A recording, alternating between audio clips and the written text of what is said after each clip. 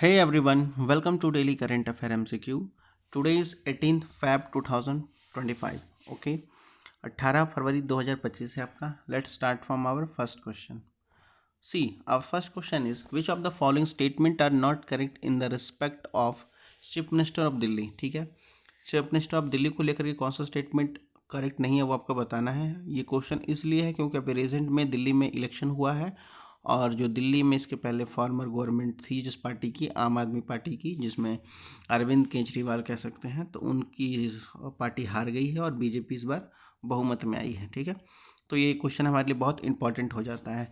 So our first question is the chief minister of Delhi is responsible for the all subject under the state list. ठीक है, chief minister जो दिल्ली के मुख्यमंत्री हैं वो जो भी सब्जेक्ट में जो भी लिस्ट में है, जैसे आपका यूनियन लिस्ट होता है, कनकरेंट लिस्ट होता है, स्टेट लिस्ट होता है, तो उन सब में से जो भी आपका सब्जेक्ट स्टेट लिस्ट में है वो सब किसके अंडर है? चीफ मिनिस्टर ऑफ दिल्ली के अंडर आता है. ये पूछ रहा है पहला statement.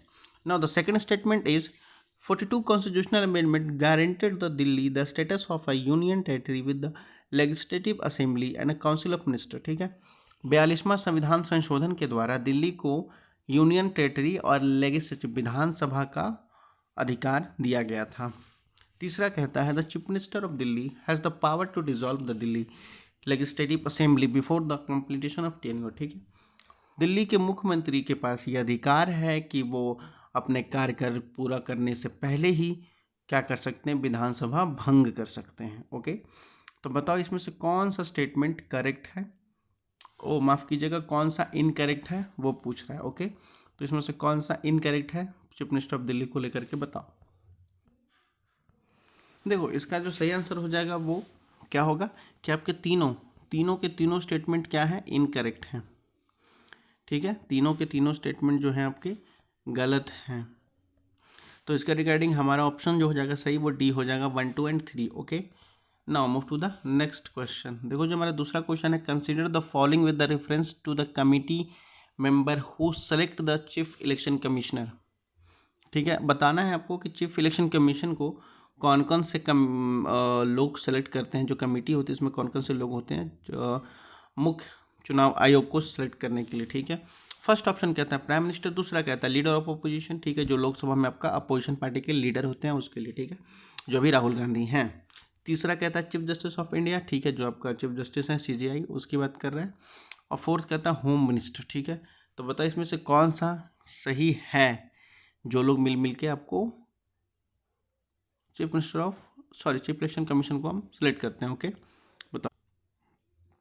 So the correct option is C. Okay, only 3, 1, 2 and 3 तीनों के तीनों आपके सही हैं. ठीक है, होम मिनिस्टर नहीं रखा गया आपका, चीफ मिनिस्टर और prime minister, leader of opposition और चीफ जस्टिस ऑफ इंडिया. ठीक है, CJI. ओके, तो आपका स्टेटमेंट जो हो जाएगा करेक्ट ऑप्शन वो सी हो जाएगा. Okay, now move to the next question. देखो हमारा तीसरा क्वेश्चन है, वो कह रहा है which of the following was the primary cause of the tulip revolution in Kyrgyzstan in 2005. 2005 में टूलिप रिवॉल्यूशन जो हुआ था उसका प्राइमरी काउज क्या था आपका किर्गिस्तान में. ठीक है, बताओ.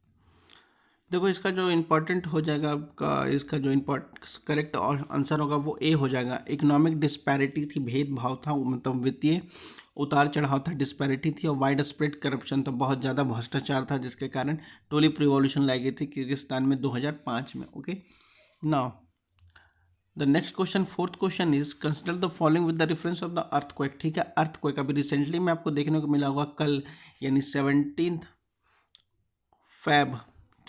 फरवरी को आपको सुबह सुबह 5:36 पर दिल्ली में अर्थक्वेक देखने को मिला है. उसके बाद कह सकते हैं कि लगभग पूरे 24 घंटे में 10 जगह अर्थक्वेक ऐसी आई है. एक बिहार में आया, फिर उसके बाद पता चला कि तिब्बत के साथ भूटान के साइड भी आए हैं. तो मतलब ऑलमोस्ट कल बहुत सारे जगह आसपास में बहुत भूकंप आने की खबरें आई थी. ठीक है, अर्थक्वेक की.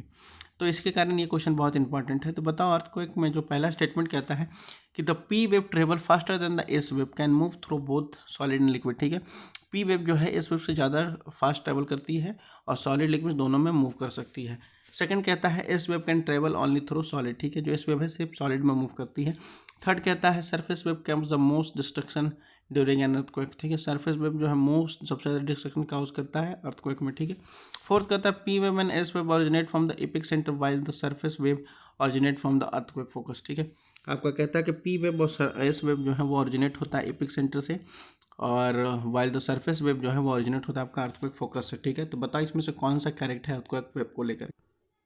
सो the correct statement is C हो जाएगा। ओके, 1 2 3 तीनों की तीनों स्टेटमेंट करेक्ट है। फोर्थ स्टेटमेंट आपका गलत है। ठीक है, बाकी आपका तीनों के तीनों स्टेटमेंट करेक्ट है, जिसका रिगार्डिंग आपका ऑप्शन सी सही हो जाएगा। ओके,